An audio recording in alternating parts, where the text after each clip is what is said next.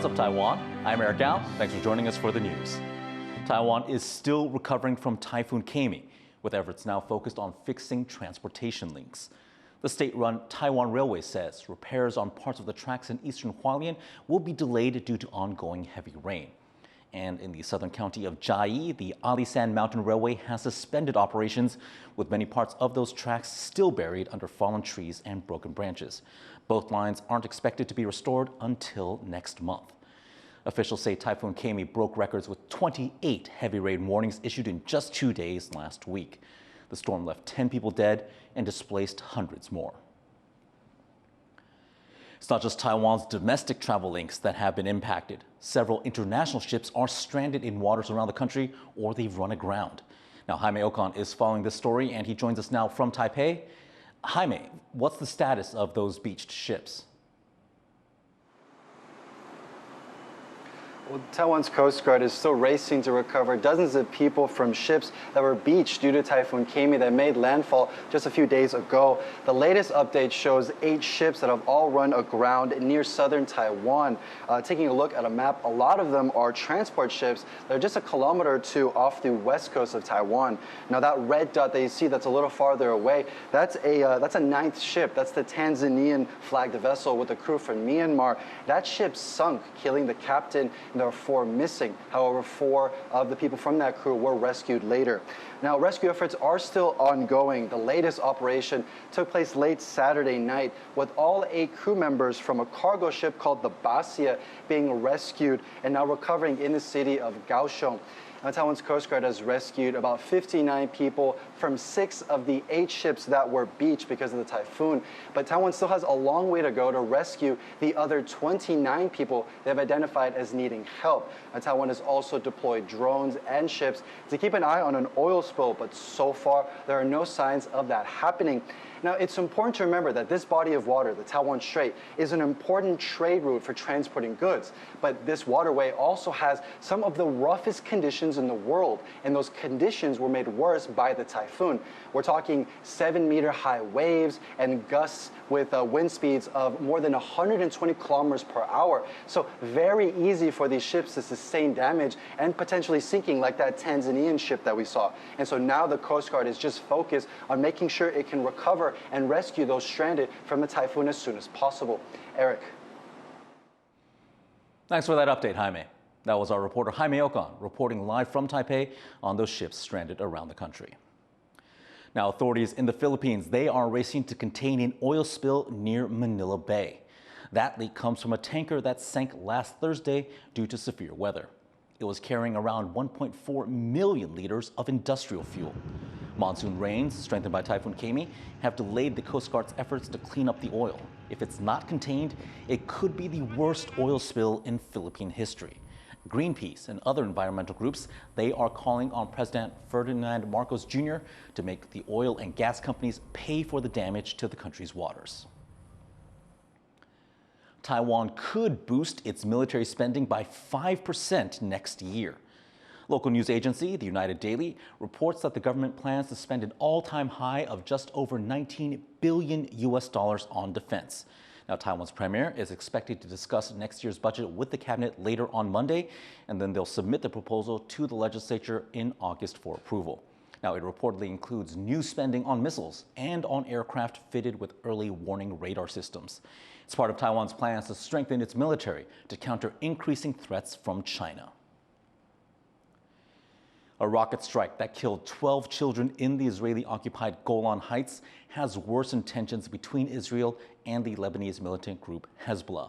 Israel blames Hezbollah for that strike, and it has vowed to retaliate, sparking fears of a wider conflict in the Middle East, which is already on a knife's edge. Rosie Greninger reports.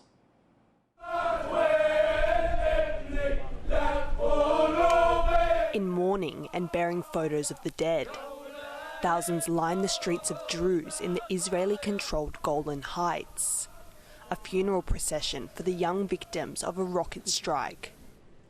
Israel blames the Lebanese militant group Hezbollah for the strike which killed 12 children and teenagers playing on a football field in Druze village.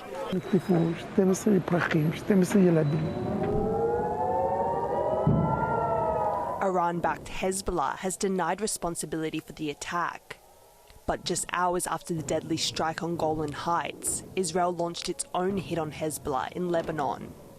The two groups have exchanged daily fire since the outbreak of war in Gaza in October. חיזבאללה לא ינקה מהאירוע הזה, גם בהכחשות המגוחכות שלו.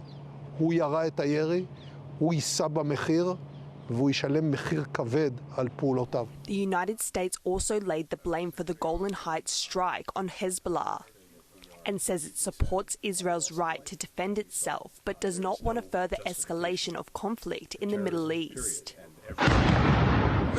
This comes amid increased fears that a continuing Israeli response to the strike would spread conflict into the wider region and involve Iran, a prospect that would most impact residents on Lebanon's border with Israel. العالم ليك متخوفة والعالم على ترقب عم تراقب الوضع وأنا منهم يعني عم نراقب كل يوم بيومه إذا بتتطور الأمور ولا ما بتتطور وبإذن الله تضل هيك ونحن راضيين والله يهدي البال ويصلح الأحوال زي ما بيقولوا. Israeli troops are already stretched thin fighting Hamas in Gaza, and there are concerns that an escalation in its tensions with Hezbollah could stall ceasefire in the enclave. According to the Gaza Health Ministry, at least 39,000 Palestinians have been killed in the current conflict. And while some Israelis demand their government respond to Hezbollah, with more than 100 Israeli hostages remaining trapped in Gaza, others are putting pressure on the government to hold back. I think the solution should be, instead of sending worse missiles into Lebanon to punish them, it's just going to create a cycle. I think Israel has to sign a treaty with Hamas to release the hostages immediately, stop the war. A move that could pave the way for more stability in the region.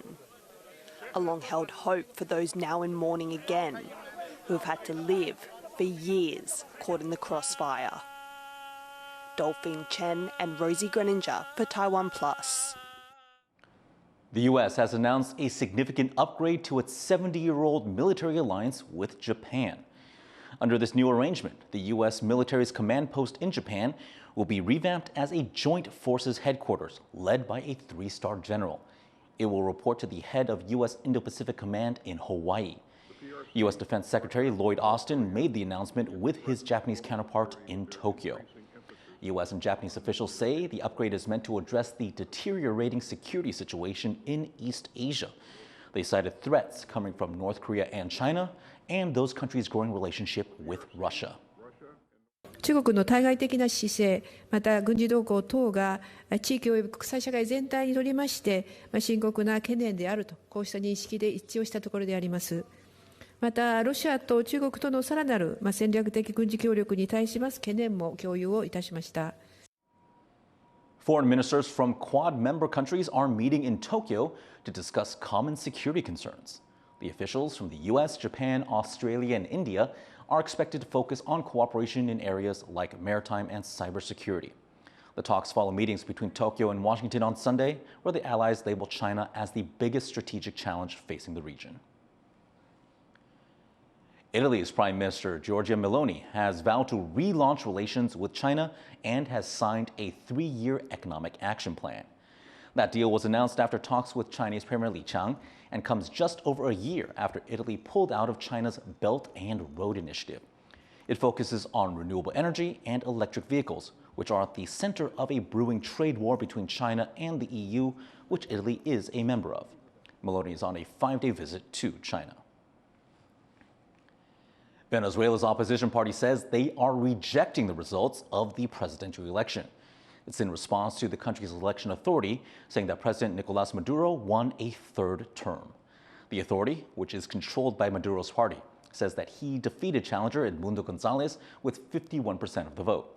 But the opposition disputes that result, saying they won 70%. Leaders from Latin America and the U.S. have raised concerns over the results, and they've called for transparency in the vote count. Maduro's party has been in power for the past 25 years, but it has dramatically dropped in popularity. Once one of the richest countries in Latin America, Venezuela's economy plummeted after Maduro took over in 2013.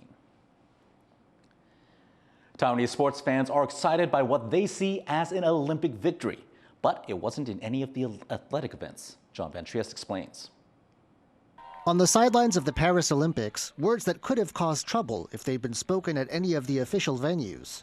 Under a 1981 agreement, Taiwan's national team is barred from using the national flag or anthem at the Games, and they must compete under the name Chinese Taipei.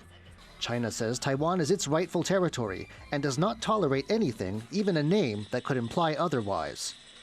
But for the second Summer Games in a row, a local anchor in the host city has explained to viewers watching the opening ceremony that Chinese Taipei is Taiwan. At first, Taiwanese sports fans in Paris couldn't believe it. 我就听到台湾，然后我就很开心，然后我想说会不会听错，我就倒回去重新看了一次，这个真的是台湾，我也分享给我在台湾的朋友，然后我们都很开心。Athletes themselves are wary about weighing in. Just bringing a Taiwan flag to an international sporting event can be grounds for disqualification, as Taiwan's first ever Olympic gold medalist explains. 那当我们如果放弃了名称或者是更换名称，他们就有机会就觉得你违规了，这个我觉得是一个非常大的风险。那如果我们真的被抵制了，我们如果真的不能参加了，那我们这些选手怎么办？ But to some fans, even a nod of recognition on an Olympic feed is welcome. And Taiwanese officials in Paris for the Olympics say they look forward to more international sporting fans getting to know Taiwan through the Games. 第一个感觉是蛮温暖的，因为虽然我们因为奥会的规定，参加奥运的时候必须使用所谓 Chinese Taipei 这个名称，但是对于所有的人来说，对这个世界来说都很熟悉，其实就是台湾。所以当大会叫出我们真正的名字的时候，其实我们大家都尖叫、欢声雷动，觉得希望大家就是以台湾来认识我们。With a 60-strong team of athletes in Paris, there's hope this will happen soon. Ethan Chen and John Van Trieste for TaiwanPlus. Taiwan's top badminton player Zhou Tianceng has claimed his first victory at the Paris Olympics. Zhou faced Mexico's Lino Munoz in his first match in the men's singles event, winning 21-17. He's set to face Hong Kong's Lee Chuk-yi on Wednesday. Meanwhile, Taiwan's women's archery team was eliminated in the quarterfinals, losing 2-6 to South Korea. And in table tennis, Taiwan lost to China in the mixed doubles event, losing their chance to compete in the quarterfinals.